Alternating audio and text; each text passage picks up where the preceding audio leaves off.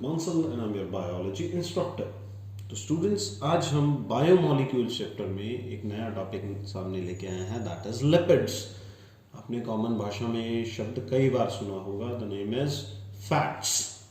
Fats और उसके derivatives को ही जनरली लिपिड कहते हैं। जैसे आप जनरल भाषा में कहते हैं शुगर, और साइंटिफिक लैंग्वेज में हम उसे कार्बोहाइड्रेट या सैकेराइड्स कह देते हैं, वैसे ही फैट्स और उसके डेरिवेटिव्स को साइंटिफिक लैंग्वेज में लिपिड्स कह दिया जाता है। तो सबसे पहली इंपॉर्टेंट चीज, fats and its derivatives are generally known as lipids. आप लिपिड्स के कौन कौन से फीचर जानते हैं? आप हर सुबह अपने बालों की ऑयलिंग करते हैं, तो ये जो फैट्स या लिपिड्स होते हैं ये लिक्विफाइड फॉर्म के अंदर भी मिल सकते हैं। आपने देखा होगा आपकी स्किन में कोई गहरा कट लग जाए तो व्हाइट से कलर की एक मेम्ब्रेन आपको अंदर से दिखाई देती है, that is a sort of solid fat. आपने घरों में मक्खन देखा होगा, that is in semi solid form. आपने कैंडल्स देखी होंगी, उसमें सॉलिड फॉर्म के अंदर भी लिपिड प्रेजेंट होता है। तो लिपिड आपके पास liquid, semi solid and solid तीनों फॉर्म्स के अंदर मिल जाते हैं। लिपिड कभी भी गैसियस फॉर्म के अंदर नहीं मिलते हैं। लिपिड्स की सबसे बड़ी खासियत क्या आप सभी जानते हैं? बचपन में सभी लोगों ने लाइफ में एक आध बार किया होता है, नहाने के टाइम में बैठे, अभी बाल्टी भर रही है, फ्री बैठे हैं, तो 2-3 बूंदे सरसों के तेल की हम कप के अंदर टपका लेते हैं। वो हम देखते रहते हैं, वो सरसों का तेल पानी के अंदर डिजॉल्व नहीं होता है, वो उसके ऊपर छोटी छोटी ड्रॉप्स बना के बिखरा रहता है। क्योंकि जो लिपिड्स होते हैं वो जनरली नॉन सॉल्युबल होते हैं वाटर के अंदर। They are hydrophobic in nature. एक और feature, they are non polar, और इनमें हाइड्रोकार्बन्स की चेन्स भी मिलती हैं। तो इनमें भी कार्बन, हाइड्रोजन एंड ऑक्सीजन मिलेगा, जैसा कि शुगर्स के अंदर मिला था, लेकिन वैसा पैटर्न नहीं है कि शुगर की तरह हाइड्रोजन और ऑक्सीजन का जो रेशियो है दैट इज 2:1, ऐसा कुछ नहीं है। The amount of oxygen is considerably very less as compare to sugar. Sugar में जितना कार्बन होता है अप्रोक्सीमेटली उतना ही हमारे पास ऑक्सीजन का भी अमाउंट हो जाता है, लेकिन इसमें फैट्स या लिपिड्स के अंदर ऑक्सीजन का अमाउंट रिलेटिवली लो रहता है। ऑक्सीजन जनरली 2 से 3 मॉलिक्यूल ही रह जाते हैं, ज्यादा मॉलिक्यूल रहते ही नहीं है। तो these are compounds of carbon, hydrogen and oxygen, but do not follow ratio system of sugars.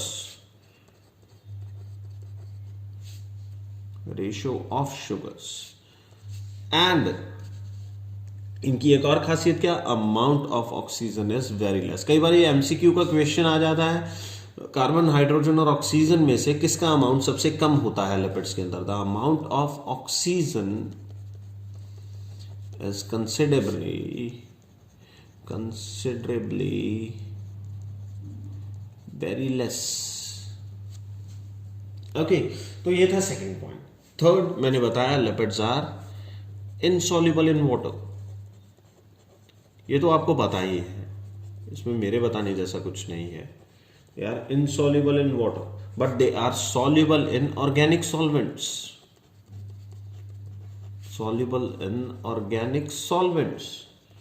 Organic solvent जैसे कि असीटोन हो गया, क्लोरोफॉर्म हो गया, अपने ये सारे ऑर्गेनिक केमिस्ट्री में सुने होते हैं। बेंजीन हो गया, C6H6 बेंजीन। तो ये सारे ऑर्गेनिक जो सॉल्वेंट हैं, हॉट अल्कोहल हो गया, ईथर हो गया, इन सभी के अंदर लिपिड्स सॉल्युबल होते हैं। ओके, लिपिड्स हमारे बॉडी सिस्टम में कहाँ मिलते हैं? Lipids occur in protoplasm as globules to be precise, as globules. Okay, सबसे खास चीज, lipids are micromolecules.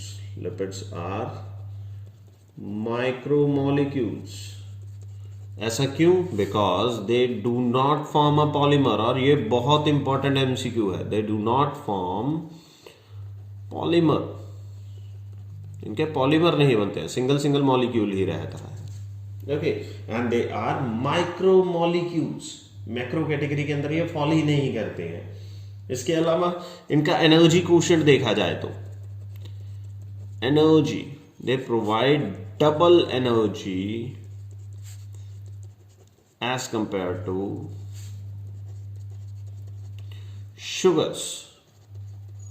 स्टोरेज की बात की जाए, बॉडी में सबसे पहले स्टोर की जाने वाली चीज होती है शुगर। जब भी आपके इंटेस्टाइन से चीजें अब्जॉर्ब होती हैं ब्लड में, ब्लड लिवर के पास जाता है तो सबसे पहले शुगर स्टोर होती है, लेकिन शुगर के बाद जिसका नंबर आता है वो लिपिड्स का ही होता है। ओके, जब रेस्पिरेशन की बात आती है सबसे पहले शुगर बर्न होते हैं, प्राइमरी रेस्पिरेटरी सबस्ट्रेट, लेकिन दूसरा नंबर जो आता है वो हमेशा लिपिड्स का ही आता है।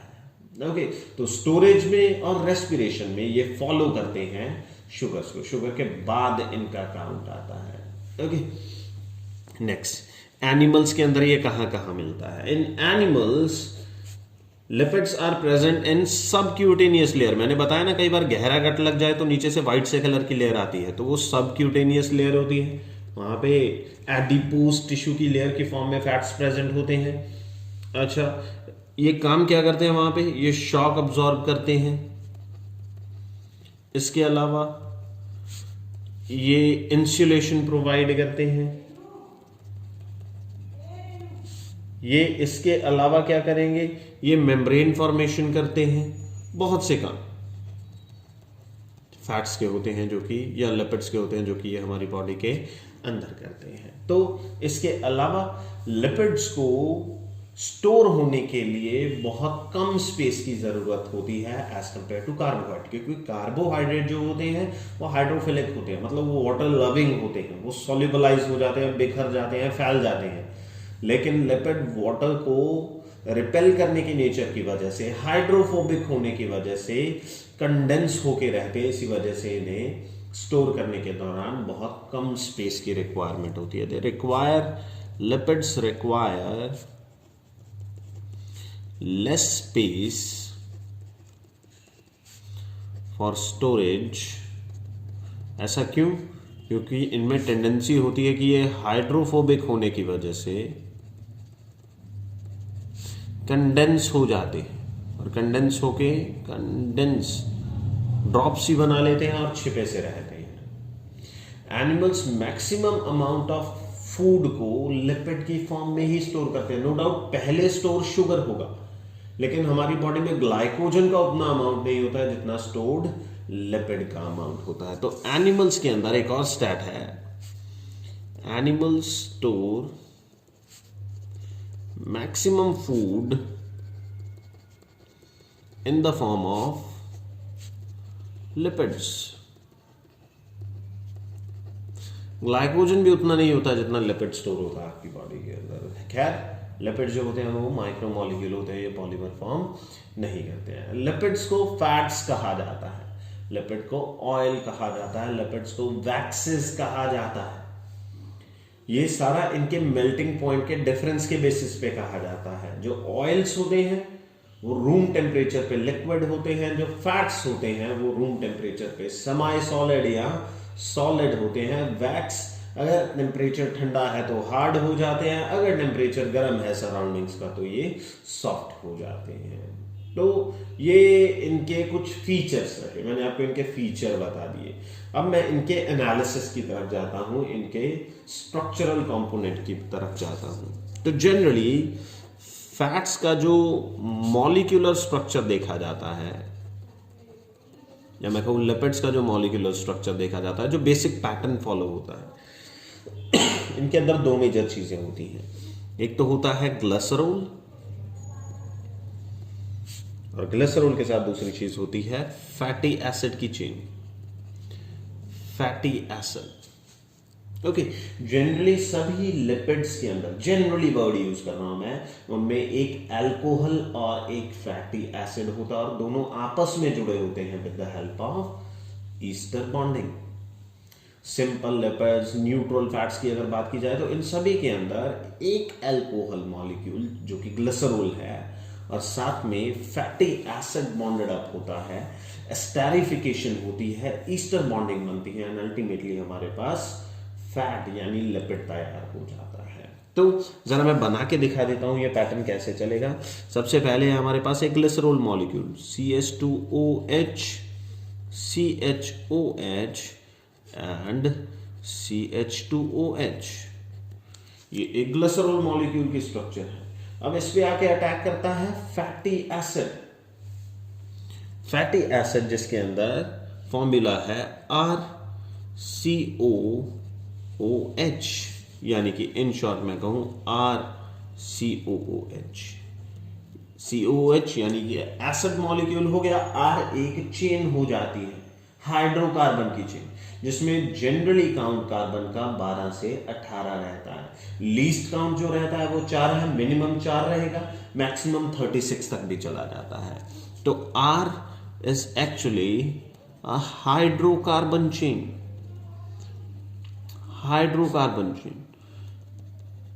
ठीक, जैसे प्रोपेन है, प्रोपीन है, प्रोपाइन है, कुछ भी जिस तरीके से वो बॉन्ड देखा जाएगा, सिंगल बॉन्ड है, डबल बॉन्ड है, कैसे है, उसी हिसाब से इनकी पैकेजिंग भी जज हो जाती है। लेकिन जनरली हाइड्रोकार्बन की चेन है वो मिनिमम कार्बन कंटेन करती है, minimum carbon count is 4 and maximum carbon count is 36. Maximum carbon count is 36. तो ये बहुत इंपॉर्टेंट हो जाता है इसे पढ़ने में। ये R एक लंबी चेन जाएगी, वो देखा जाएगा इसमें डबल बॉन्ड है या नहीं। अगर डबल बॉन्ड नहीं है तो आपके फैट को एक सैचुरेटेड फैट कहा जाएगा। अगर डबल बॉन्ड है हाइड्रोकार्बन में तो उसे अनसैचुरेटेड फैट कहा जाएगा। अब डबल बॉन्ड होने ना होने से कितना फर्क पड़ जाता है, बहुत मेजर फर्क पड़ जाता है। जब मैं आपको सिंपल फैट्स की या सिंपल लिपिड्स की कैटेगराइजेशन कराऊंगा तब मैं आपको इसका बेनिफिट बताऊंगा कि इस चीज का पर्टिकुलरली क्या बेनिफिट हो जाता है। चलिए आगे बढ़ते हैं, देखते हैं अटैक कैसे होगा। CH2OH पे अगर एक R1C डबल बॉन्ड OH आके अटैक करता है तो OH और OH नजदीक आ जाते हैं। वही रिएक्शन जो कि शुगर में चली थी, dehydration synthesis condensation reaction, water remove होगा, यानी ये मॉलिक्यूल और ये दोनों रिमूव हो जाएंगे। बचेगा क्या, अकेला O, वो यहां पे बॉन्डिंग करा देगा, RCOOCR। तो ये हमारे पास हो गई स्टेरिफिकेशन। इस तरीके से ईस्टर बॉन्डिंग बनती है। अच्छा, अगर दूसरे पे भी अटैक हो ये नहीं आएगा यहां पे, OH, तो यहां पे भी स्टेरिफिकेशन हो जाएगी। तीसरे पे भी, यहां पे 2 लिखना था, यहां पे अगर तीसरा भी आ जाए RCOOH तो यहां पे भी स्टेरिफिकेशन हो जाएगी। ट्रिपल स्टेरिफिकेशन, 3 ईस्टर बॉन्ड बनेंगे, 3 वाटर मॉलिक्यूल रिमूव होंगे और एज अ प्रोडक्ट हमारे पास जो फाइनल मॉलिक्यूल रेडी होगा वो क्या होगा, CH2O, COR1, CH के साथ O, COR3 और यहां पे होगा CH2O, C double bond O, R2। और ये जो मॉलिक्यूल है इसे एक खास नाम दिया जाता है। इसमें 3 साइट पे अटैक हुआ है, साइट 1, 2, 3 तीनों पे अटैक हुआ है, तो ये हुआ ट्राइग्लिसराइड। अगर इसमें एक जगह पे अटैक होता तो वो मोनोग्लिसराइड होता, अगर 2 जगह पे अटैक होता तो वो डाइग्लिसराइड होता, और अगर तीनों जगह पे अटैक है तो इसे ट्राइग्लिसराइड कहा जाएगा। ओके, तो ये जो सिंपल लिपिड्स होते हैं ये ईस्टर्स होते हैं of long chain fatty acid. Long chain fatty acid मतलब हो सकता है कार्बन काउंट 30-36 तक पहुंच गया हो। Esters of fatty acid and alcohol are generally simple lipid. Simple lipid की डेफिनेशन ही यही होती है। ओके, और अल्कोहल जनरली जो इसमें उठाया जाता है सिंपल लिपिड में, that is glycerol, trihydroxy sugar alcohol, trihydroxy sugar alcohol, glycerol. Okay, 3 molecule जो होते हैं फैटी एसिड के, वो 1 मॉलिक्यूल ऑफ ग्लिसरॉल के साथ लिंक्ड होते हैं। लिंकेज का नाम है ester bond and such type of lipids are called as triglyceride. और इस प्रोसेस के दौरान कितना वाटर रिमूव होगा? जब ये रिएक्शन होगी तो साथ में 3 वाटर मॉलिक्यूल रिमूव होते हैं। नेक्स्ट, ये तो हुआ अबाउट अल्कोहल। अगर बात की जाए अल्कोहल, जनरली सिंपल लिपिड्स के अंदर ग्लिसरॉल यूज किया जाता है। ट्राईहाइड्रोक्सी शुगर अल्कोहल होता है। अगर बात की जाए फैटी एसिड की, 2 ही कंपोनेंट है ना, मैंने पहले कंपोनेंट के बारे में बता दिया। दूसरा कंपोनेंट है फैटी एसिड। फैटी एसिड के बारे में आपको बताया गया था, ये हाइड्रोकार्बन की चेन है जिसके साथ COOH जुड़ा हुआ होता है। अब हो सकता है ये जो 3 आए हैं R1, R2, R3, ये तीनों सेम फैटी एसिड आए हों। हो सकता है तीनों डिफरेंट फैटी एसिड आए हों। इस हिसाब से इन्हें ट्रू फैट्स या मिक्स्ड फैट्स कह दिया जाता है। अब ये जो हाइड्रोकार्बन की चेन है, हो सकता है इसमें कोई डबल बॉन्ड हो सकता है डबल बॉन्ड ना हो। तो इस हिसाब से फैटी एसिड की चेन 2 तरीके की होती हैं। एक होती है अनसैचुरेटेड फैटी एसिड्स और एक होते हैं saturated fatty acids. Fatty acids, फर्क क्या दोनों में? जो अनसैचुरेटेड फैटी एसिड होते हैं इनमें ओकेजनल डबल बॉन्ड्स आते हैं। जैसे एक ही बार डबल बॉन्ड आएगा। ओलिक एसिड एक अच्छा एग्जांपल बन जाता है जिसमें C18 रहता है। अच्छा, एक लिनोलेनिक एसिड भी होता है, उसमें 3 डबल बॉन्ड आ जाते हैं, उसमें भी कार्बन का काउंट 18 ही रहता है। ये 2 एग्जाम्पल है हमारे पास अनसैचुरेटेड की। तो डबल बॉन्ड का बेनिफिट क्या होगा, मैं यहां पे आपको बना के बता देता हूं। सपोज ये ग्लिसरॉल मॉलिक्यूल था, जहां पे डायरेक्ट सिंगल बॉन्ड वाली चेन चल रही है, वहां पे फैटी एसिड की चेन कुछ ऐसा दिखाई देगी, दूसरी चेन ऐसा दिखाई देगी, तीसरी चेन ऐसा दिखाई देगी। ये जो मैंने लाइन में दिखाया ये है फैटी एसिड, और इधर जो मैंने बॉक्स में दिखाया दैट इज ग्लिसरॉल। तो ये ऑल इन ऑल एक ट्राइग्लिसराइड बना के दिखाया मैंने आपको। ध्यान से समझते जाइए चीजें कैसी हैं। अगर डबल बॉन्ड नहीं है, सैचुरेटेड फैटी एसिड है, तो ये स्ट्रेट ऐसे ही आएगा। तो ऐसे ट्राइग्लिसराइड को पैक करना बड़ा आसान है, ये कॉम्पैक्टली पैक हो जाएंगे। अगर डबल बॉन्ड हुआ, जहां पे भी डबल बॉन्ड आता है वहां पे बेंड आ जाते हैं, किंक आ जाते हैं। अब किंक आने का आउटकम क्या निकलता है? जो ग्लिसरॉल है वो तो वैसे ही पड़ा रहेगा, लेकिन फैटी एसिड की चेन कुछ ऐसे मुड़ जाती है। तो दूसरी फैटी एसिड की चेन कुछ ऐसे हो जाएगी और तीसरी फैटी एसिड की चेन कुछ इस तरीके से हो जाती है। अब ये तो एक ग्लिसराइड का मॉलिक्यूल हो गया, ट्राइग्लिसराइड। ये जो मैंने बनाया दिस वन इज सैचुरेटेड, जो कि बहुत अच्छा पैक हो रहा है, कारण इसमें सारी चेन स्ट्रेट हैं। एक और साथ में बना दीजिए, एक और साथ में बना दीजिए, नीचे की तरफ बहुत अच्छा पैक होगा। अगर ये बहुत अच्छा पैक होगा तो ये कॉम्पैक्ट होगा। अगर कॉम्पैक्ट होगा तो रूम टेम्परेचर पे ये सॉलिड होगा। रूम टेम्परेचर पे सॉलिड होगा यानी अगर आप इसे कंज्यूम करते हैं, आपके बॉडी में भी ये सॉलिड फॉर्म में रहने की कोशिश करेगा, जिससे आपकी आर्टरीज या वेन्स के अंदर थिकनिंग बना के आपको कार्डियोवैस्कुलर डिजीज का पेशेंट बना सकता है। सैचुरेटेड में जो अनसैचुरेटेड होते हैं, जिनमें ओकेजनल डबल बॉन्डिंग आती है, अनसैचुरेटेड के अंदर उनमें खासियत क्या रहती है? उनमें डबल बॉन्ड जहां पे भी होता है वहां पे बेंड आते हैं, और इन्हीं बेंड की वजह से मॉलिक्यूल बहुत एनलार्ज्ड, फैला हुआ सा बन जाता है। अगर मैं कहूं एक और मॉलिक्यूल पैक करना है तो थोड़ा दूर करके पैक करना पड़ेगा। इसमें कॉम्पैक्टनेस नहीं आती है। मॉलिक्यूल दूर रहेंगे तो रूम टेम्परेचर पे ये लिक्विड रहेंगे, क्योंकि पैकेजिंग कॉम्पैक्ट नहीं है। जब चीजें कॉम्पैक्टली पैक हो जाती हैं तब सॉलिड फॉर्म बनती है, जब चीजें लूज रहती हैं तब लिक्विड फॉर्म बनती है। तो अनसैचुरेटेड के केस में फॉर्म लिक्विड रहेगी। रूम टेम्परेचर पे, बॉडी टेम्परेचर पे अगर ये लिक्विड है तो अगर आपने इसे कंज्यूम कर भी लिया तो ये आपकी बॉडी को नुकसान नहीं पहुंचाएगा।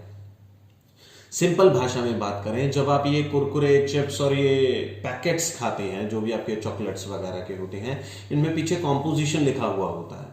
आप कॉम्पोजिशन चेक करिए, अगर उसमें सैचुरेटेड फैटी एसिड का कुछ अमाउंट लिखा हुआ है, दैट मीन्स वो आपकी बॉडी के अंदर जाके सॉलिडिफाई हो जाएगा या सॉलिड फॉर्म के अंदर ही रहेगा, जिससे आपको बीमार होने के चांसेस बढ़ जाएंगे। लेकिन अगर हमारे कंज्यूमेबल्स के अंदर अनसैचुरेटेड फैटी एसिड्स हैं तो फायदा क्या होगा? अनसैचुरेटेड फैटी एसिड से चीजें लिक्विड फॉर्म में रहेंगी और बीमारी होने के चांसेस कम रह जाएंगे, जमने के चांसेस नहीं है आर्टरीज एंड वेन्स के अंदर। तो फिर हम अनसैचुरेटेड ही क्यों कंज्यूम नहीं करते हैं? एग्जाम्पल के तौर पे लीजिए, कॉटन सीड ऑयल है, सरसों का तेल है।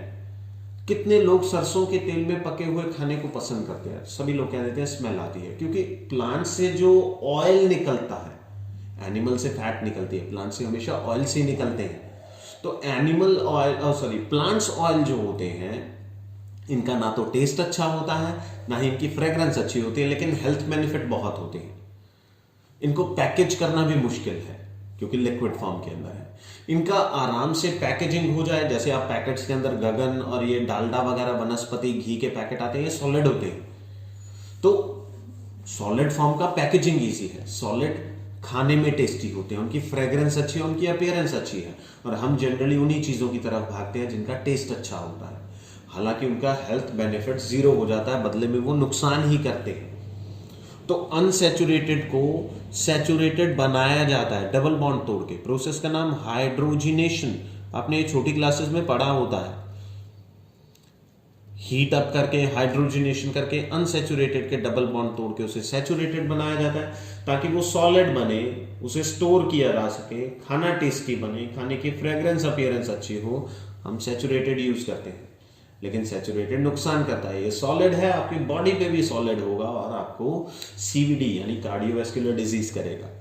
अनसैचुरेटेड ऑयल कंज्यूम करेंगे, कॉटन सीड ऑयल है, राइस ब्रान ऑयल है, ये सारे ऑयल्स ठीक है, खाने में अच्छे नहीं है, टेस्ट अच्छा नहीं है, फ्रेग्रेंस अच्छी नहीं है, लेकिन आपकी बॉडी के अंदर जाके ये बेनिफिशियल रहेंगे। आपने देखा होगा सफोला की ऐड में वो कहते हैं हमारे तेल के अंदर है MUFAs and PUFAs. What are MUFAs and PUFAs? एक सिंगल साइड पे डबल बॉन्ड हो, मोनो अनसैचुरेटेड फैटी एसिड बन जाता है, दैट इज मूफा। अगर दो साइड्स पे या दो से ज्यादा साइड पे डबल बॉन्ड हो तो वो पॉली अनसैचुरेटेड बन जाता है, पूफास। आप जरा चेक कीजिएगा, आपके टीवी के अंदर एड्स आती हैं तो वो बोलते हैं हमारे ऑयल के अंदर है ओमेगा, हमारे ऑयल के अंदर है पूफाज, मूफाज। तो जितने पूफाज एंड मूफाज ज्यादा होंगे उतना ही आपका ऑयल क्वालिटी में अच्छा होगा, वो लिक्विड ही रहेगा, आपके बॉडी के अंदर जाके वो सॉलिडिफाई नहीं होगा। ओके, तो ये था अबाउट सैचुरेटेड अनसैचुरेटेड। ये इंपॉर्टेंट है तो मैं इसमें कंपैरिजन लिख देता हूं। सैचुरेटेड फैटी एसिड सबसे पहले, second is unsaturated fatty acid. Unsaturated फर्क क्या? सैचुरेटेड इसमें ओनली सिंगल बॉन्ड्स होते हैं, ओनली सिंगल बॉन्ड्स। और अनसैचुरेटेड की खासियत क्या? डबल बॉन्ड्स होते हैं, ओकेजनल।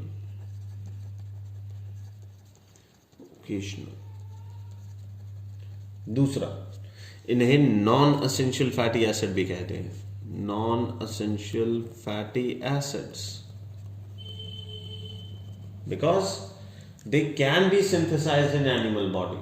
तो इसलिए इन्हें बाहर से डाइट में लेने की जरूरत नहीं है, no need to take in diet because body can synthesize them. Okay, second one are essential fatty acids unsaturated. Body इन्हें सिंथेसाइज नहीं कर सकती है क्योंकि एनिमल की बॉडी के अंदर मैंने बताया आपकी बॉडी में फैट्स मिलते हैं, ऑयल्स नहीं मिलते, और ये जनरली ऑयल्स ही होते हैं।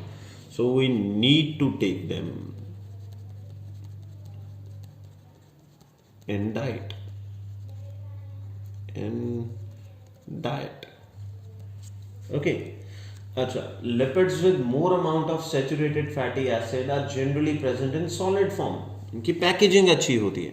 They are generally in solid form. और ये जनरली होते हैं लिक्विड फॉर्म में, at room temperature, at body temperature. Okay. Metabolically ये लेस रिएक्टिव होते हैं. कॉम्पैक्टनेस वजह है, एंजाइम काम ही नहीं कर पाते हैं इन पे ढंग से.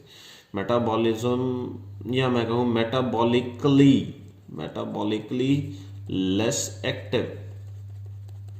These are metabolically more active.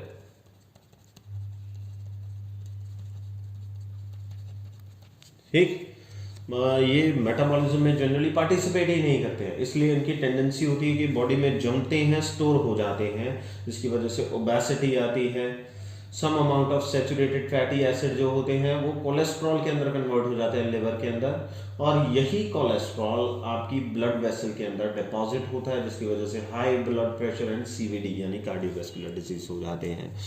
तो इट इज कन्वर्टेड, वैसे तो ये लेस रिएक्टिव है, it is converted into cholesterol